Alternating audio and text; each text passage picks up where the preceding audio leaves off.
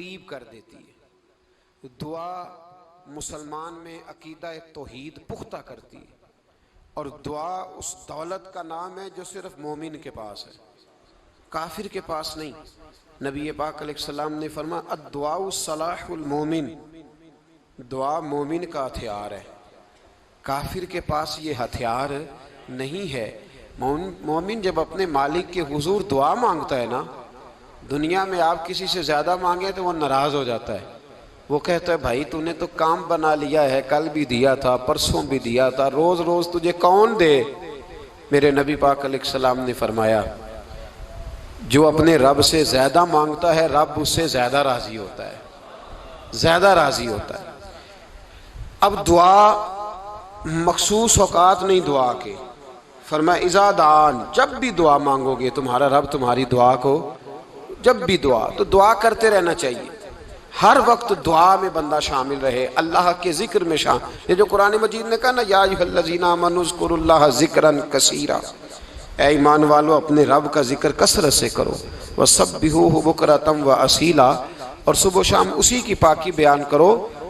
تو اس سے مراد یہ نہیں ہے کہ تسبیح لے کے سارا دن مسجد میں بیٹھے رہو اور کام کوئی نہ کرو، بلکہ اس کا مطلب یہ ہے کہ روٹی شروع کرو تو اللہ کے نام سے، اختتام کرو تو اللہ کے نام، سو جاؤ تو رب کا نام لے کے، سویرے اٹھو تو اللہ کا نام لے کے، جب تمہیں کوئی چیز اچھی لگے تو ماشاءاللہ کہو، جب کوئی مصیبت آئے تو کہو انا للہ و انا الیہ راجعون۔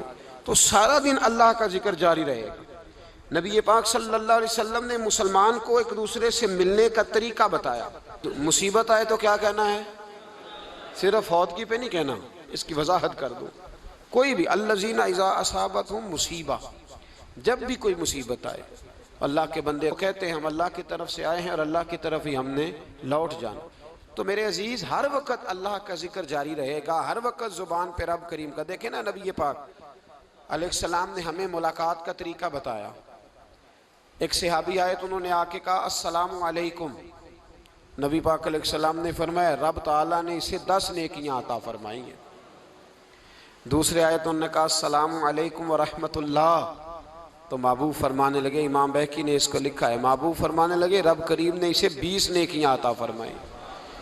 ایک اور آئے، عرض کیا السلام علیکم ورحمۃ اللہ وبرکاتہ، محبوب فرمانے لگے اللہ نے اسے 30 نیکیاں عطا فرمائی۔ اچھا اس کا مطلب کیا ہے؟ السلام علیکم، تم پر سلامتی ہو، سادہ ترجمہ یہ ہے کہ تم سلامت رہو، تم سلامت رہو، ورحمۃ اللہ وبرکاتہ، تم پر اللہ کی رحمت بھی ہو اور اس کی برکتیں بھی۔ وہ کیا کہتا ہے؟ وہ کہتا ہے وعلیکم السلام، تم پر بھی سلامتی ہو، ورحمۃ اللہ وبرکاتہ، اللہ کی رحمت ہو اور اس کی۔ یہ جو مسنون دعائیں ہیں نا، جو حضور نے ہمیں دعائیں سکھائی ہر موقع پہ، ان کا کمال دیکھیے۔ اب ایک مسلمان نے آتے کہا السلام علیکم، اس کا مطلب کیا ہے؟ تم پر۔ اب وہ جھگڑا کرے گا اسے مارے گا، اس کا مال چھینے گا؟ اس نے تو آتے ہی کہا ہے تم پر سلامتی ہو۔ تو جو سلامتی کی دعا دینے والے ہیں وہ جیب تھوڑی کاٹیں گے، وہ غبن تھوڑی کریں گے، ڈاکہ تھوڑا ڈالیں گے۔ اسلام نے لفظ ہی وہ سکھایا ہے کہ فرمایا جب تم نے ملنا ہے تو تم نے دعائیں کرنی ہیں ایک دوسرے کے لیے۔ اب ہمارے ہاں نئے نئے لفظ آ گئے، ٹیلی فون اٹھایا تو کہا ہیلو، اس کا کیا ترجمہ ہے؟ کون ہے، اس کا کیا ترجمہ ہے؟ جی جناب، اس کا کیا مطلب؟ ہم نے دیکھا بڑے بڑے سمجھدار لوگ السلام علیکم کی بجائے کہتے ہیں کیا حال ہے۔ بھئی کیا عجیب بات ہے، بھئی کیا حال ہے کا کیا مطلب ہوا؟ وہ بعد میں کرنے کی بات ہے۔ اور کچھ تھوڑا سا جو ادیب ہیں، جو بیچارے حروف کے پیچ و تاب میں رہتے ہیں، وہ کہتے ہیں آداب عرض ہے۔ وہ کیا ہوتا ہے جی؟ اسلام نے دعا سکھائی ہے السلام علیکم، یہ کتنی خوبصورت دعا ہے۔ جب آپ گھر کے اندر داخل ہوئے تو آپ نے دعا دی السلام علیکم، یہ دعا دی آپ۔ ایک صحابی حاضر خدمت ہوئے، عرض کی یا رسول اللہ صلی اللہ علیہ وسلم میرے گھر میں غربت رہتی ہے، کیا کروں؟ نبی پاک علیہ السلام نے فرمایا جب بھی گھر جایا کرنا گھر والوں سے سلام لیا کر، گھر والوں سے کیا کہا کر؟ السلام علیکم، جب بھی گھر جائے۔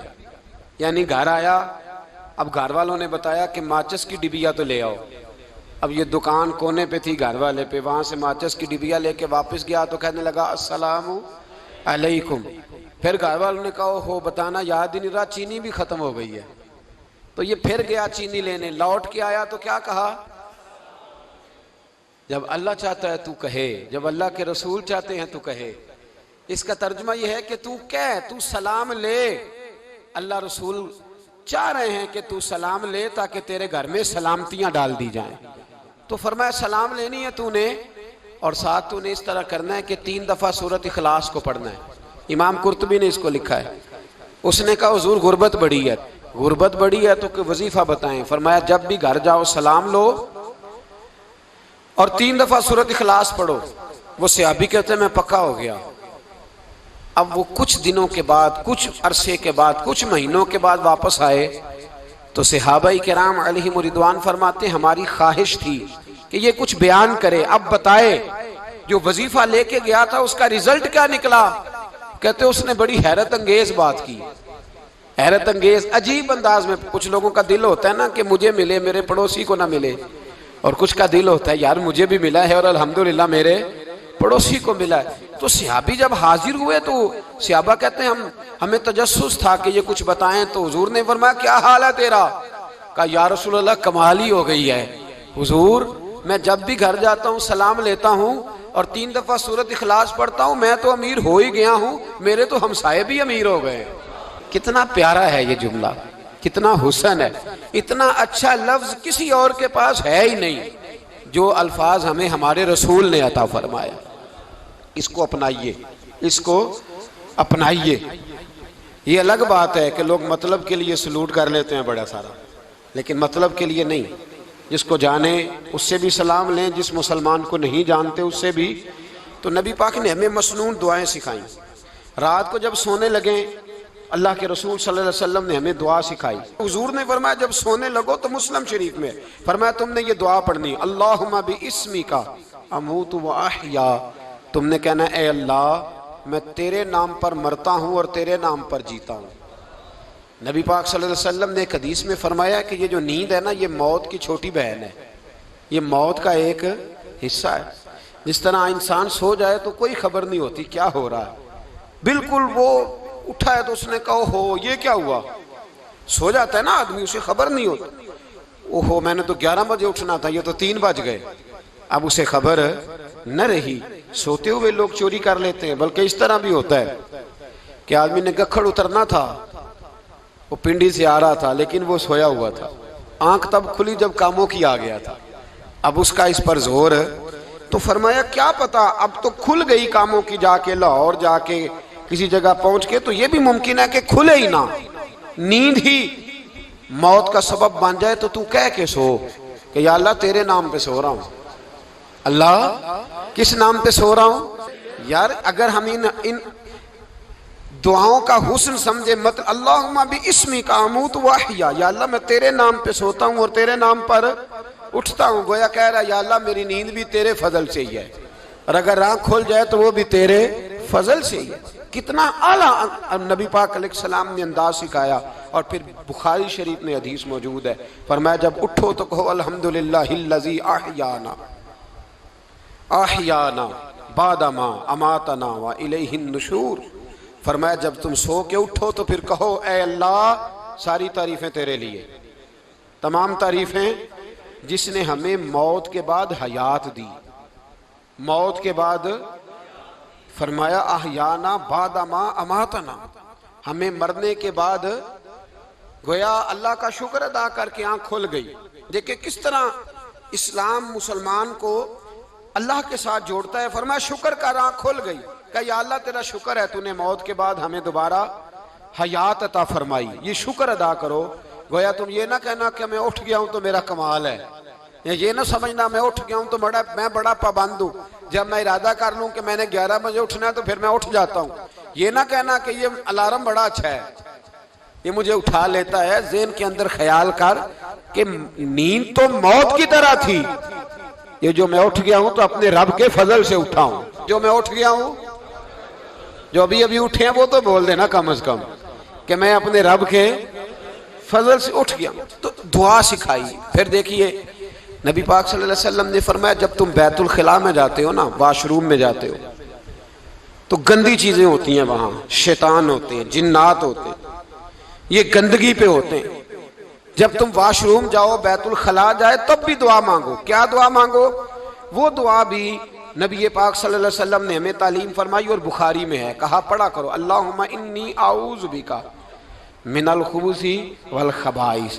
کہو اے اللہ ناپاک چیزوں سے میں تیری پناہ مانگتا ہوں، وہ نر ہوں یا مادہ ہوں، اللہ میں تیری پناہ مانگتا ہوں۔ واش روم کے اندر بہت ساری بری چیزیں ہوتی ہیں، جوان میری بات پر توجہ فرمائیں، وہاں بہت ساری گندی چیزیں ہوتی ہیں۔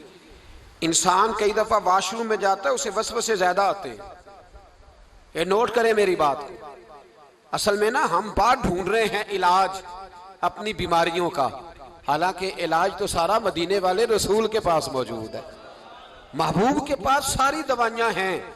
تو نبی پاک علیہ السلام دیکھیں نا، انسان واش روم میں جاتا ہے، اسے وسوسے آتے، برے خیالات آتے، وہ گناہ کی طرف کئی دفعہ مائل ہوتا ہے، تو کہا تو دعا پڑھ کے جا، اللہم انی اعوذ بکا، یا اللہ میں تیری پناہ مانگتا ہوں، من الخبث والخبائث، ہر خبیث اور بری چیز سے میں تیری پناہ مانگتا ہوں، وہ نر ہو یا یار۔ کتنا عظیم دین ہے، کتنا عظیم میرے مصطفیٰ کریم کا وہ والا دین ہے۔ اصل میں اللہ کرے بی اے پاس بچے کو بیت الخلاء کی دعا بھی یاد ہو جائے، ایسے یاد ہو جائے، اور اس کے ماں باپ سمجھ لیں کہ جوان ہو گیا ہے، تو اب ہو سکتا ہے اس کی طرف شیطان حملہ زیادہ کرے، اسے خراب کرنے کی کوشش کرے، تو لہٰذا اسے دعا سکھائی جائے تاکہ اس کو پہلے سے پتا ہو کہ میں نے اس بے ایمان سے بچنا کس طرح سے۔ اب آپ دیکھیے نبی پاک علیہ السلام نے ہمیں دعا سکھائی، مصنف ابن ابی شیبہ میں۔ کون سی دعا؟ واش روم سے نکلنے کی۔ اللہ اکبر، بڑی زبردست دعا ہے، بڑی زبردست۔ آپ یقین کریں اس ایک ایک دعا پر ایک ایک پورا بیان ہو سکتا ہے، ایک ایک۔ یہ اس لیے نہیں میں کہہ رہا کہ میں کوئی عالم فاضل آدمی ہوں، آپ کہیں گے کہ بتا رہے ہیں میں بڑا پڑھا لکھا ہوں، صرف یہ عرض کر رہا ہوں کہ اس کے فوائد پر، ثمرات پر جو اللہ تبارک و تعالی امت کو دیتا ہے، ان دعاؤں کی جو فضیلت حدیثوں میں آئی ہے، اور پھر جو اس کے فوائد ہے، اگر اس پر بات کروں تو ایک دعا تقاضا کرتی ہے کہ اس پر پورا ایک لیکچر ہونا چاہیے۔ دیکھیے آپ واش روم سے نکلے، دعا کیا ہے؟ دعا کے لفظ کے الحمدللہ الذی، ایک حدیث میں لفظ ہے غفرانک، غفرانک، اے اللہ میں تجھ سے بخشش چاہتا ہوں۔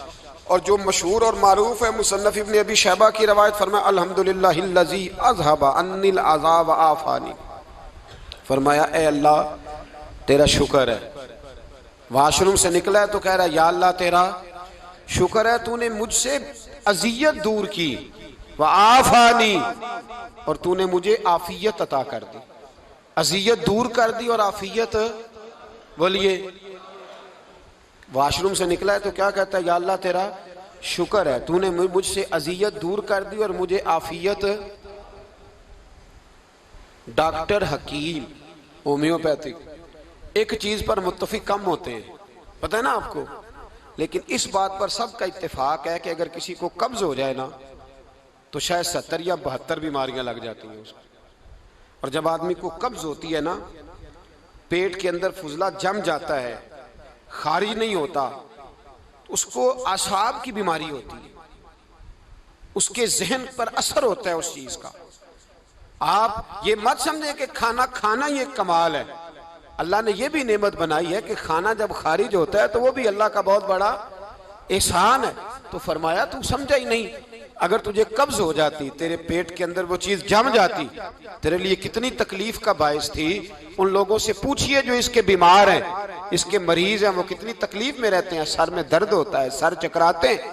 ایک بہت بڑا روڈ ایکسیڈنٹ ہوا تو ڈرائیور سے لوگوں نے پوچھا کہ مسئلہ کیا ہے، تو کہنے لگا میں قبض کا مریض ہوں، تو میں کھانا کھا لیتا ہوں تو میرے ذہن پر وہ اس قدر زیادہ گیس کا غلبہ ہوتا ہے کہ میں سخت تکلیف میں ہوں۔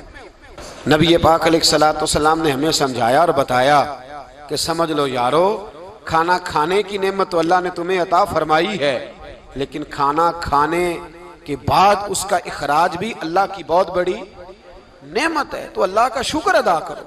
پھر جب آپ گھر سے نکلیں گے تو بھی اس کی دعا ارشاد فرمائی، بسم اللہ توکلت علی اللہ، اللہ کے نام سے گھر سے نکلتا ہوں اور میں نے بھروسہ بھی اللہ کے نام پہ کیا۔ جب گھر سے نکلیں تو کس کے نام پہ بھروسہ کریں؟ بولیے۔ حضرت رابعہ بصریہ رحمت اللہ علیہا، آپ تشریف لے گئیں حج کرنے، جس دن واپس آئیں اپنا اونٹ کہہ گئی جاتی دفعہ، کہنے لگی اللہ میں تیرے حوالے کر کے جا رہی ہوں، اور بسم اللہ توکلت علی اللہ، بھروسہ بھی تیری ذات پہ۔ جس دن واپس آئی نا اسی دن کسی نے بتایا کہ اماں آج ہی تیرا اونٹ مر گیا ہے، تو اونٹ کے سرانے کھڑی ہو کے کہنے لگی مولا میں تو تیرے نام پہ تیرے پہ بھروسہ کر کے گئی تھی، تیرے حوالے، میں تو تیرے گھر گئی تھی۔ تو لوگ کہتے ہیں اماں کے منہ سے لفظ نکلے تو اونٹ زندہ ہو کے کھڑا ہو گیا، کھڑا ہو گیا ہوں۔ تو اماں کہنے لگی نہیں تمہیں ہی غلطی لگی ہے، مرا ہی نہیں تھا، پہلے سے ہی موجود تھا، وہ اپنی کرامت بھی نہیں ظاہر ہونے دی۔ تو بھائی گھر سے نکلیں تو کس لفظ پر کہ یا اللہ میں تیرے بھروسے پہ نکل رہا ہوں، میں اس کے دو فائدے ہوں گے، ایک تو آپ اللہ کی امان میں جا رہے ہیں، اللہ کی امان میں آ رہے ہیں، اور دوسرا جس گھر کو آپ چھوڑ کے جا رہے ہیں اسے بھی اللہ کی امان میں دے کے جائیں۔ تو کتنا لذت والی دعا ہے جو نبی کریم علیہ السلام نے ہمیں سکھائی۔ اب ذرا حدیث سنیں خوش ہو کے، دیکھیں حضور نے دعا سکھائی، فرمایا جب دیکھ لو نا کسی کو ہنستا ہوا، کیا کرتا ہوا؟ ماشاءاللہ آپ تو ہنسنے لگے۔ جب کسی کو ہنستا ہوا دیکھو تو کہا کرو اضحک اللہ سنک، یہ دعا یہ بخاری ہے، فرمایا دعا مانگا کرو جب کسی مومن کو ہنستے ہوئے دیکھو تو دعا مانگو اضحک اللہ سنک، اللہ تجھے ہنستا ہی رکھے، اللہ تجھے، بولیے، جل نہ جایا کرو کہ میں پریشان ہوں تو یہ ہنس کیوں رہا ہے، جھلا نہ کرو، بلکہ کیا کہا کرو اللہ تجھے ہنستا رکھے، اللہ تجھے۔ نبی پاک صلی اللہ تعالی علیہ وآلہ وسلم نے فرمایا، ترمذی میں حضرت اسامہ بن زید رضی اللہ تعالیٰ عنہ سے حدیث مروی ہے، حضور نے فرمایا جس نے کسی کے ساتھ احسان کیا اور جس پر احسان کیا، اگر اس نے یہ دعا پڑھ دی نا جزاک اللہ خیرہ، تو فرمایا اس نے اللہ کی بھی پوری حمد کر دی اور محسن کا صحیح شکریہ بھی ادا کر دیا۔ کیا کہنا ہے؟ جزاک اللہ، اللہ تجھے بہترین جزا عطا کرے۔ اس کا ترجمہ کیا ہے؟ اللہ تجھے بہترین، کیونکہ حضور فرماتے ہیں من لم یشکر الناس ولم یشکر اللہ، جس نے بندوں کا شکریہ ادا نہیں کیا اس نے اللہ کا بھی شکریہ ادا نہیں کرنا۔ تو کیا کہنا چاہیے؟ جزاک اللہ خیرہ۔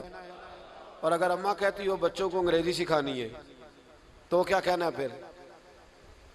شکریہ ادا کرنے میں کیا کہنا ہے؟ Thanks, thank you. او خدا کے اس کا ثواب کتنا ہے؟ بولے انگریزی ایک زبان ہے، اس کو زبان ہی رہنے دیں، انگریزی